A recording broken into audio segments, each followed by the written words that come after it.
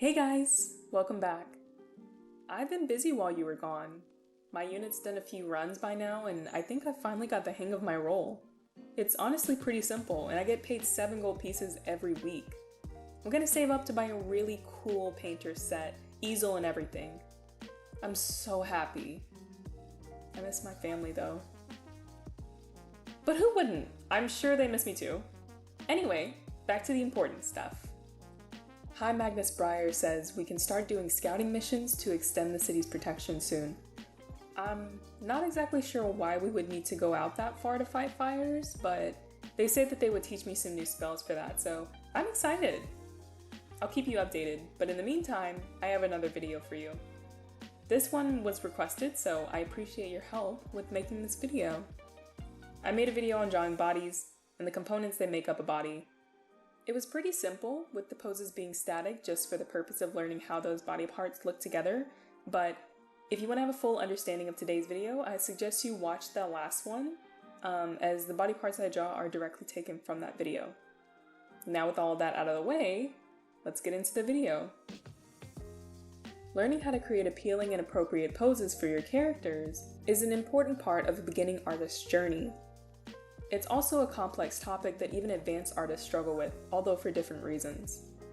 When I first learned to draw the body, I learned how to do it with rigid shapes and circles, but doing that only left me with something like this, a rigid, lifeless, boring sketch. Even if the sketch had a different pose, like waving high or having their hands on their hips, it would still look lifeless. This is why. The creation of a pose relies on all three of these things: perspective, composition, and proportion. Composition is where your character goes in your art piece, depending on the objects around it. Proportion is how all the body parts fit in relation to each other on the body, and perspective is a technique used to create the illusion of depth. All of these topics require their own video to explain since they're so complex, but for this video, I'll try to make it manageable. Dynamic posing and asymmetry make your art more appealing. Think about it. In real life, would you look at someone doing a kickflip or someone leaning against a wall? Exactly. You can look up dynamic poses to recreate in your drawings on Pinterest, Google, Mix.com, etc. It'll take a while to get the hang of. Even my drawing could use a bit more fluidity. But practice makes perfect, so long as you know what to practice. That's where I come in. The components of your pose consist of the head and neck, torso and abdomen, hips and legs, and lastly, arms and shoulders. When drawing the body, you can't think of each part of the body as a different part because they all move together in the end. That's why I group some parts together and overlap some parts. For example, the hips are shared by the torso and legs, and the traps are shared by the torso and arms. Normally, you'd be drawing the body together and not practicing with individual parts like I'll be doing in this video, unless you're focusing on one part. But for learning's sake, I'll be going group by group while telling you a little bit about each group. As a reminder, this video is only for the sketch portion of your drawing. It's not meant to be too intensive. It's only to get a good handle on the form the body will take, its composition in the piece, and its proportions. This is just the framework for the rest of your drawing, from the line art to the rendering. Starting with the head and neck, you always start with a circle. Like I said in my drawing bodies video, I use a square face from Cynic's design because I find that it's easier to make complex structures like facial features and fingers flat and simple for the sketch. The neck is partially its own component, as it can sort of move freely from the head. Learning how to draw the head and neck at different angles is also important and ties a lot into perspective as well. Next is the torso and the hips. This consists of the chest, abdomen, and hips. In the sketch, it's somewhat boxy, but that can be changed in the line art. The line from the chest to the hips can be as flexible as is plausible, but ultimately the hips and chest will rotate around the abdomen. You can add the skin over the shapes pretty easily after that.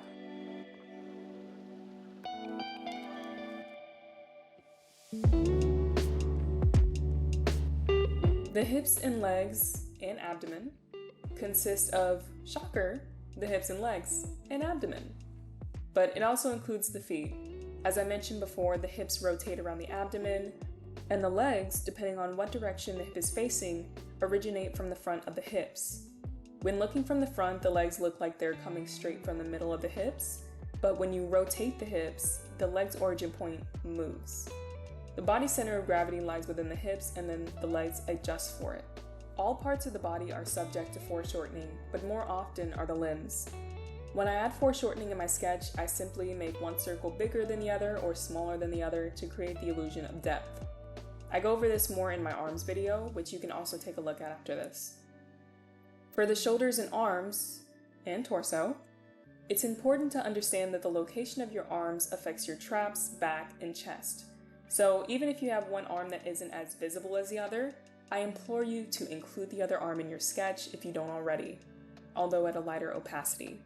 It also helps you to continue the rest of the arm if part of the rest of the arm shows, for anatomic believability. Just like with legs, arms are subject to foreshortening as well. It's also important to balance your arms with your lower body, which is why I draw the arms last. When I say balance, I don't mean to mirror your arms and your legs, I mean in energy and action. This is one of those things that I said sometimes advanced artists struggle with as well, including me sometimes, even though I'm by no means an expert. When you match the arms and legs energies, the character looks much more put together. Here's an example. I'm not going to tell you which one looks better, I'm just going to let you feel that. Don't forget that arms and legs have different ranges of motion and must adhere to those rules, except in special cases like disfigurement or mutation. Let's combine all of our groups into a few characters, shall we? For pose 1, let's do an extended arm. As you can see, the shoulder is pushed forward because the arm is reaching out. Another important thing about this character is its balance. If the other leg was extended, for example, it would look uneven. Balance makes the character's pose look more believable. I'm also including a little bit of foreshortening on the feet here to add depth and show that he's balancing or trying to stay balanced, or maybe he's walking on his hands. Just any movement. Pose 2 shows a tired and hurt character. The energy in the pose depicts lethargy or weakness, and the head being slightly below the shoulder line creates a bit of foreshortening as well. Pose 3. I'm actually taking from one of my older pieces. It's a confident character. The torso is slightly bent outward, and you can see that the chest and hip bend backward from the abdomen. The legs also follow the hips and bend further backward. I wanted to show how gravity also affects the body, so although the character is levitating, her feet still dangle. Let's do another one. Here, her arms are outstretched, so her shoulders are up. The chest is rotated slightly around the abdomen. The legs, since she's sitting on the floor, probably show a little bit of foreshortening, with one leg being in front of the other. While I add their shape, I'm also going to add another little reminder here. There are a lot of different components that you have to think about with art, from the broad ones like composition and perspective, to smaller, more nuanced components like showing gravity or portraying balance. Like I said in the beginning of this video, even advanced artists struggle with some of these concepts, so I'll give you a tip.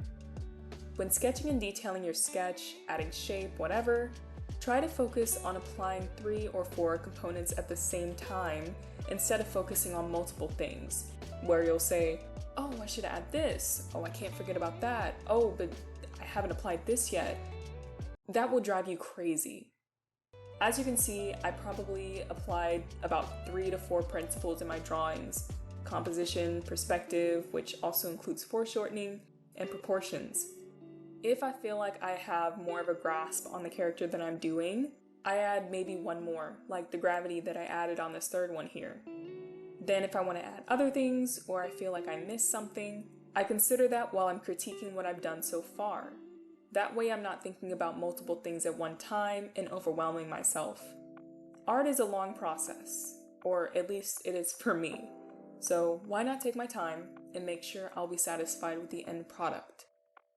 All in all, the creation of appealing and dynamic poses is in and of itself an art form that requires patience and practice to learn. I personally don't like it when more experienced artists tell you to just practice and you'll get better without telling you what to practice.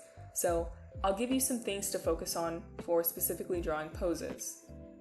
Number 1, Learn how to section the human body into groups and parts. Simplifying complex objects into smaller, simple objects will take you a long way. 2. Learn anatomy. This one is going to take a lot more time than the first. Knowing the complex ins and outs of anatomy will help you create complex and simple characters. And 3.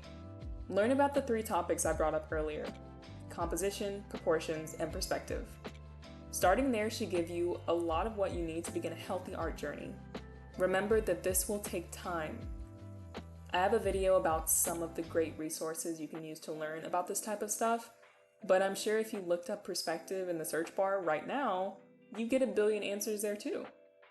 So take your time and learn what you need to learn. That's all I have for this video.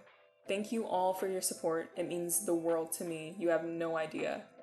Hopefully this video gave you something to work with, and if it did, please consider liking the video and subscribing to my channel so I can teach and help more people.